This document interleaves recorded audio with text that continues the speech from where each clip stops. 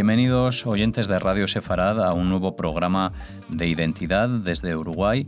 En el día de hoy tenemos el placer de presentarles a Raquel Sieleniek, psicoanalista y colaboradora del mensuario Identidad, que está hoy con nosotros aquí a través de la línea telefónica en Radio Sefarad. Hola, Raquel.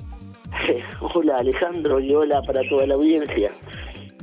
Bueno, Raquel hoy nos va a hablar aquí en Radio Sefarad de un trabajo que ya fue presentado, pero que no desmerece para nada el volver a hablar de lo que trata, ¿no?, aquí en la radio, para que llegue a más personas, a más oyentes, y es el tema de la violencia, pero vamos a hablar de la microviolencia, concretamente en parejas.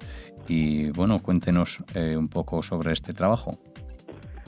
Bien, Alejandro, les voy a contar primero que considerábamos un poco la cuestión de la violencia cuando hablamos del instinto, de la pulsión propia del ser humano, que en determinado momento pierde el control y desborda en violencia, ¿no?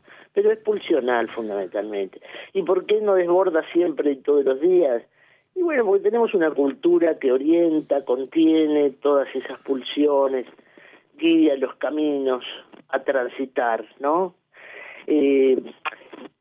Digamos que nacemos en un mundo del lenguaje donde las palabras nos permiten, en un desarrollo simbólico, salir de lo concreto, del acto, de descargar la ira de manera de golpes, ¿no?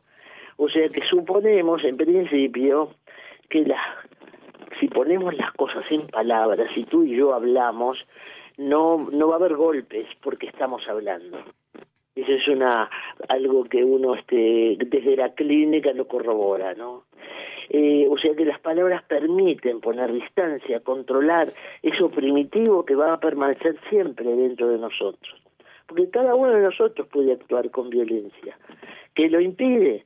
Lo impide la cultura, lo impiden los mitos, la necesidad de convivir con otros también, generar valores morales y éticos que detienen ese desborde de la pulsión. Pero bueno, la palabra también tramita la violencia. Un insulto, ¿verdad?, puede ser una palabra acto, un acto de violencia. El tema es muy vasto, Alejandro. Tiene muchos escenarios para pensar.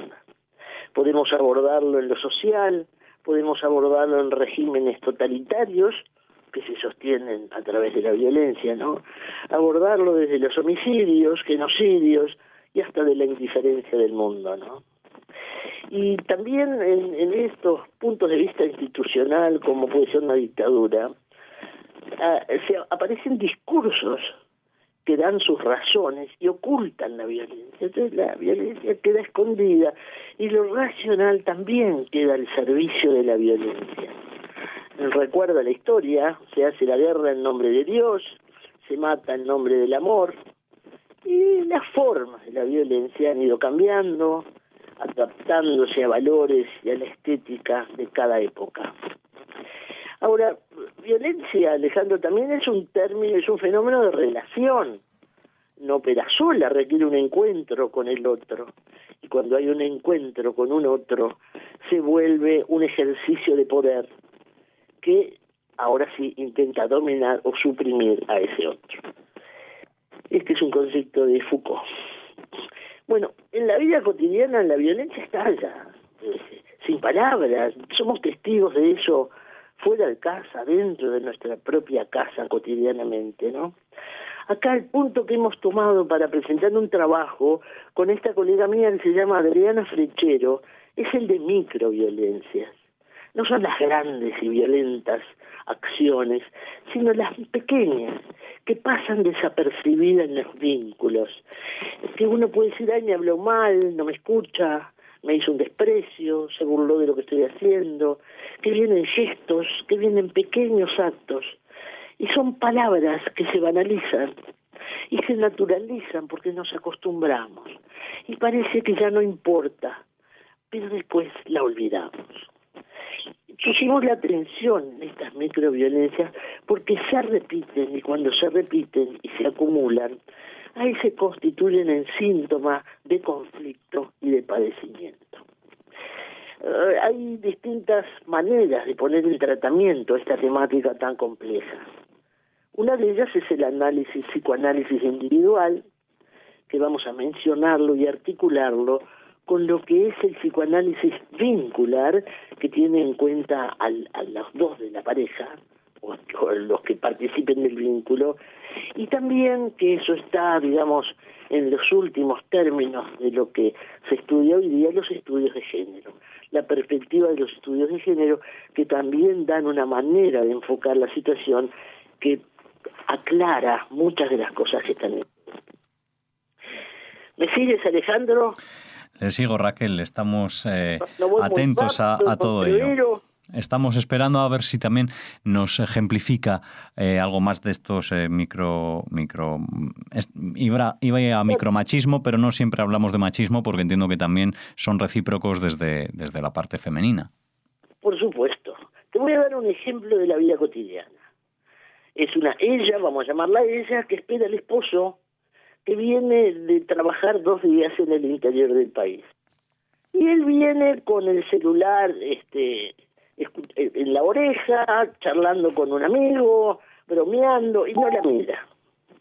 Ella se siente muy dolida porque él no la mira, insiste para hacerse notar. Y él se fastidia. Ella queda desconcertada, no sabe qué hacer, no sabe si escribirle, si esperarlo, si decirle que tiene que irse. Al final se va enojada. Y después piensa que se sintió descalificada, que no salió bien de esa situación, y se queda pensando qué otra cosa podría haber hecho. También se da cuenta de que no tenía que explicarle nada, que debió irse y seguir con su tarea sin esperar nada de él, sin expectativas.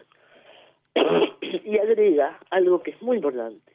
Después me olvidé, como tantas otras cosas, como tantas otras veces. Entonces hay una escena ahí en que los dos se irritan y los dos actúan, ponen en acto algo así como el no pasó nada, para que la cotidianidad siguiera el curso sin verse afectada. Y efectivamente él no recuerda después, pero ella sí siente el rechazo. Lo que no ve es cómo quedó ella implicada en esa escena. O sea que esto sigue.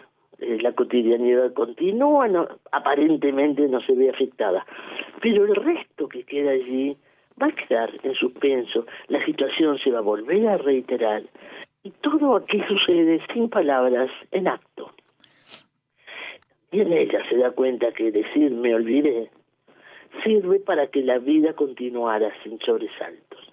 Esos son aspectos inconscientes que se pueden volver conscientes. Ella se da cuenta después.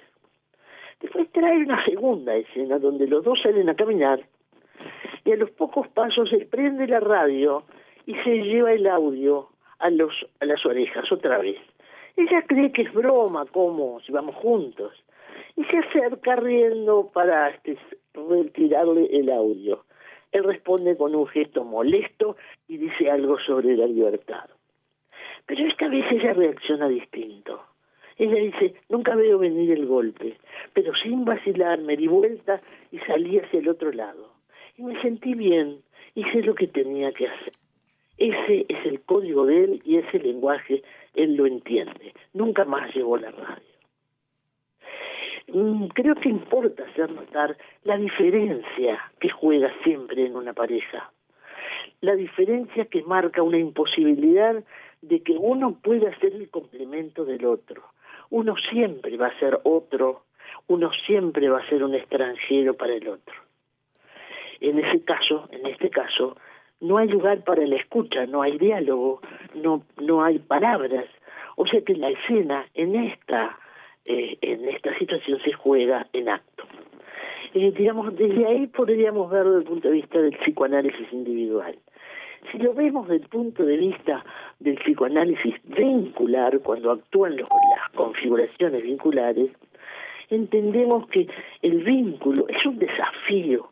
Hay que hacerle lugar a un otro, hay que bancarse la diferencia con ese otro, y que eso requiere estar con una disposición psíquica a una lógica que es de dos, y que requiere además un espacio para darle lugar a imprevistos, Porque los imprevistos te van a descolocar tu yo, van a descolocar el yo de cada uno y va a tener que integrar el límite que el otro impone.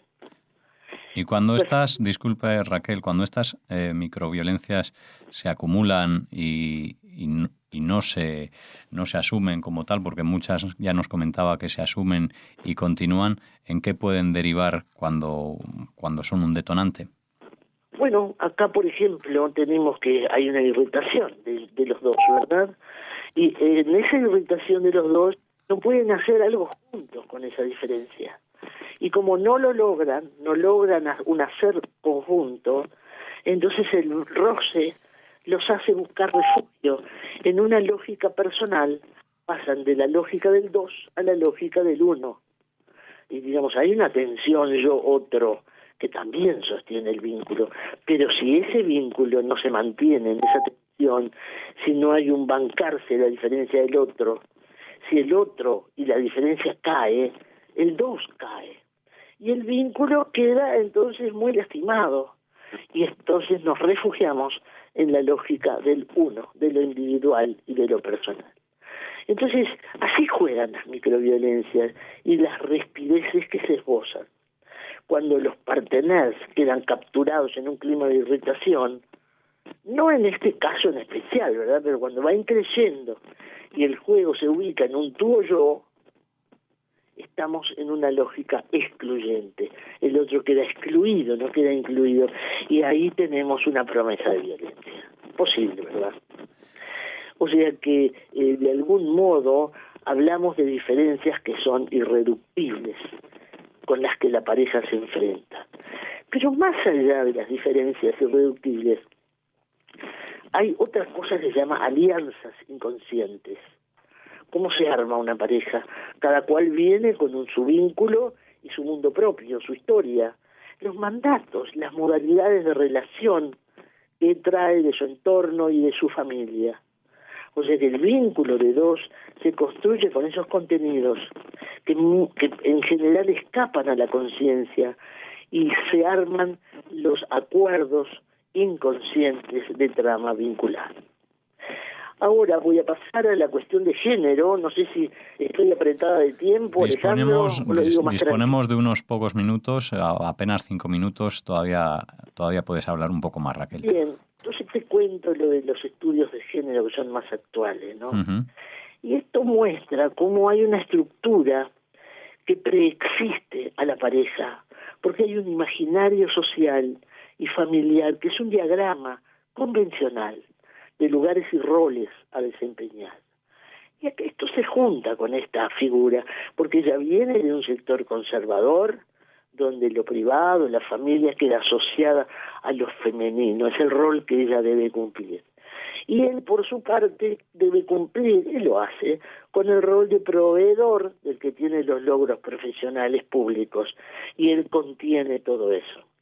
Son preexistentes, ¿verdad?, que operan como acuerdos conyugales y que de pronto se pasan de generación en generación. Y en esas circunstancias estamos con la forma patriarcal del dominio masculino, de los estereotipos que tienen los géneros, las representaciones sociales tradicionales que de alguna manera designan la circulación del poder, quién tiene el poder.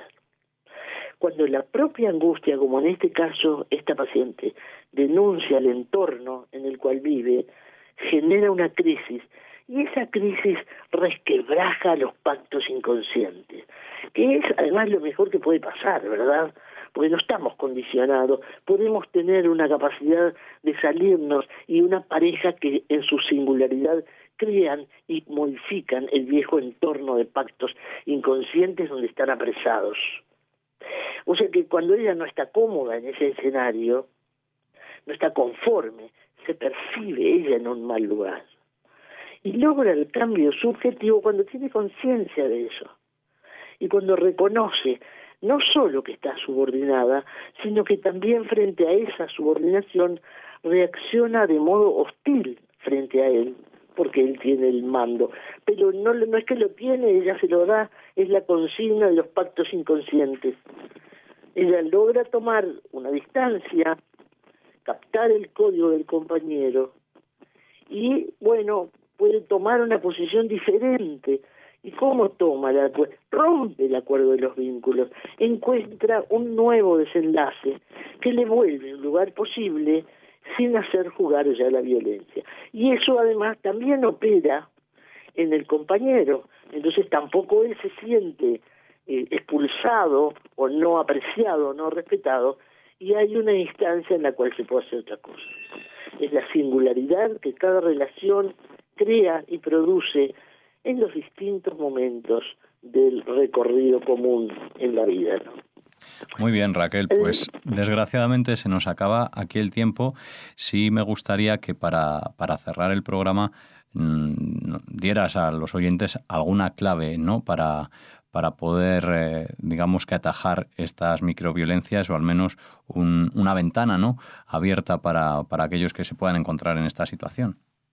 Mira, yo lo que podría decir es que en general son las mujeres las que denuncian el malestar desde un lugar de sometimiento y lo denuncian con un discurso lleno de reproches, y que ese discurso lleno de reproches no apunta a cambiar las cosas, al contrario, es como una descarga que termina repitiendo y sosteniendo las mismas cosas y las repeticiones, ¿no? Es decir, hay algo allí a buscar de manera distinta, de posicionarse de otra manera, sin tener la pelea del yo o tú delante. Y creo que lo que importa es que en estos últimos años hay nuevos marcos normativos, cambios de discurso, que muestran lo que antes no estaba a la vista.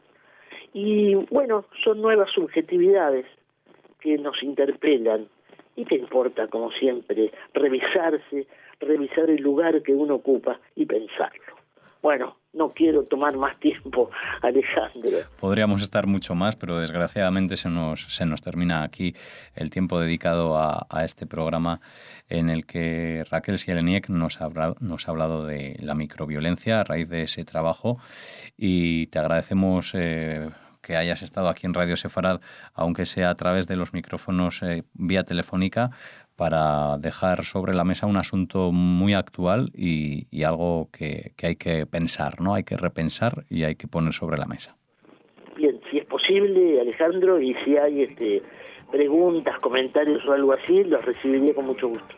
Pues a todos los oyentes que estén escuchándonos pueden hacerlo escribiéndonos a redaccion@radiosefarad.com en relación a este programa de hoy de Identidades de Uruguay de la psicoanalista Raquel Sieleniek. Muchas gracias.